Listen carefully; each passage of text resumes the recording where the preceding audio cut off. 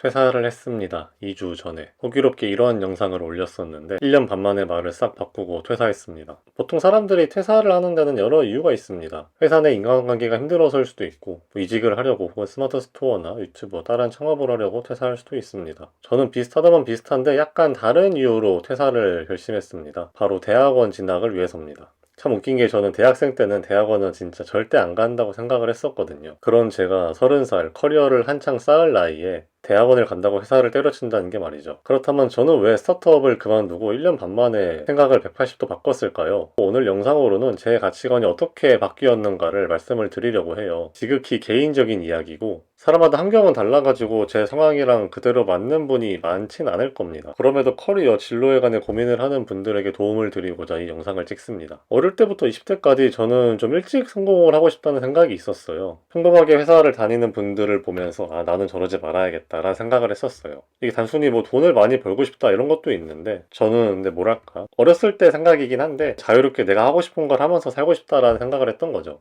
어른들을 보면은 다 항상 뭐에 이렇게 얼매인 것처럼 살아가니까요. 그래서 사업에 대해서 막연하게 생각만 하고 있었어요. 이렇게 딱히 뭐 그런 걸 할 용기는 없으니까 결국에 대학교를 가긴 했는데 말이죠. 특히 저는 기계공학과를 나왔는데 여기를 졸업을 하면 대기업을 가는 게 어떠한 그냥 당연한 수순이더라고요. 제 친구들도 실제로 다 대기업 갔고요. 이게 당연히 쉽다는 말은 아닌데 저는 이런 뻔한 미래가 너무 싫었어요. 아까 말씀드린 것처럼 어릴 때 저는 그런 사람이 되고 싶지 않았는데 말이죠. 그래서 도중에 방황도 하고 학사 경고도 받고 하다가 그러다가 시작한 게 개발이었습니다. 아는 형이 창업한 IT 스타트업에서 사람 필요하다고 하길래 그냥 무작정 일해보겠다고 하고 시작한 거죠. 그때를 계기로 해가지고 웹 소프트웨어 개발 스타트업에 관심을 가지게 되었습니다. 그게 벌써 한 6년 전이죠. 그때 이후로 세 곳의 초기 스타트업을 다니면서 개발뿐만 아니라 창업이랑 비즈니스, IT 제품에 대해서도 많은 관심을 가지게 되었었고요. 그렇게 창업이랑 스타트업만 생각을 하다가 제 생각에 변화가 찾아온 거는 작년에 2023년이었습니다. 앞서 말했듯이 이전까지는 그냥 빨리 성공하고 싶어가지고 정확히는 지금 퇴사한 회사죠. 회사를 마지막으로 창업을 해야겠다라고 생각을 하고 있었거든요. 근데 이런 생각만 하다 보니까 창업을 하고 난 이후에 30대, 40대, 50대에 어떻게 살지는 생각을 안 했더라고요.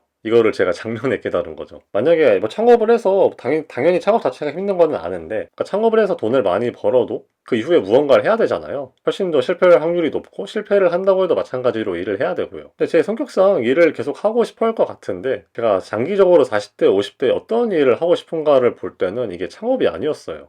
오히려 제가 잘하고 좋아하는 거는 제가 지금 하고 있는 뭐 엔지니어링 공학 쪽이더라고요. 제 성격 자체가 어떤 거를 새로 기획하기보다는 이미 만들어진 그림에서 채워나가는 걸 잘하는데 이런 거를 일을 하면서 제가 알게 된 거죠. 이렇게 고민을 하는 상황에서 저에게 깨달음을 준 책이 한 권 있었습니다. 칩 워라는 반도체의 역사와 지정학적 패권에 대한 책입니다. 우리 같은 애플리케이션 레벨의 개발자들은 요새는 제가 이때 말한 것처럼 반도체라는 존재에 대해서 사실 생각을 하지 않습니다. 요새는 하드웨어의 성능뿐만 아니라 가상화 자체가 너무 잘 돼 있어가지고 개발할 때 하드웨어 성능을 고려할 일이 거의 없죠. 그냥 비즈니스에 해당하는 도메인 로직을 코드로 잘 옮기기만 하면 애플리케이션 레벨에서는 문제가 되는 일이 많이 없습니다. 근데 이러한 편한 개발 환경은 사실 반도체 발전으로 인해 가능해진 겁니다. 어떤 기술이든 세상을 바꾸긴 하지만은 21세기 지금과 같은 디지털 세상이 만들어진 거는 결국에 반도체 때문이잖아요. 저는 그 책에 나와 있던 것처럼 이렇게 기술을 가지고 세상을 바꿔나가는 엔지니어들의 모습이 너무 멋있더라고요. 그런 사람이 되고 싶기도 했고요. 특히 TSMC를 창업한 모리스 창이라는 분께서는 55세에 회사를 창업했더라고요. 이런 거를 보면서 당연히 그분처럼 되긴 어렵겠지만 나이가 들어서도 계속 이렇게 일을 하고 싶은 사람이 되고 싶다는 생각을 한 거죠. 근데 이게 말이 쉽지 없던 기술을 새로 만드는 거는 그만큼 깊이가 필요한 일이잖아요. 당장에 이런 분들도 다 공학 박사를 따신 분들이고요. 그에 비해서 저는 스타트업에 계속 있으면서 기술을 활용해가지고 무언가를 만드는 거는 많이 했는데 이게 막 깊이가 있는 편은 아닌 거죠. 제 현재 커리어는 이런 애플리케이션 레벨의 스타트업이었는데 제가 잘하고 앞으로 하고 싶은 것들은 창업이 아니라는 거를 좀 뒤늦게 깨달은 거죠.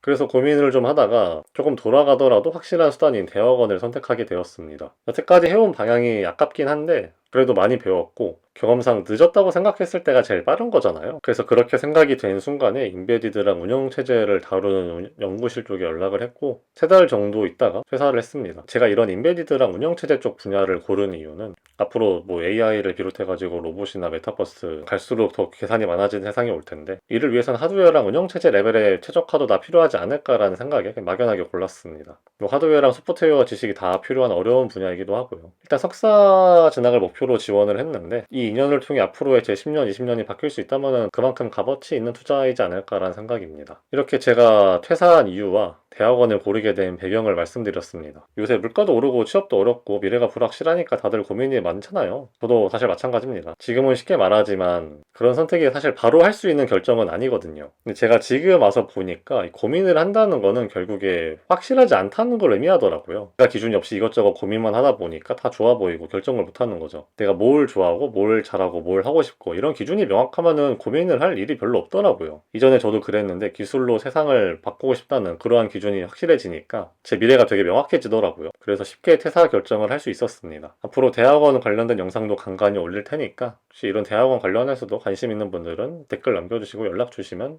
좋겠습니다. 네, 그러면은 저는 더 다른 모습으로 뵙겠습니다. 감사합니다.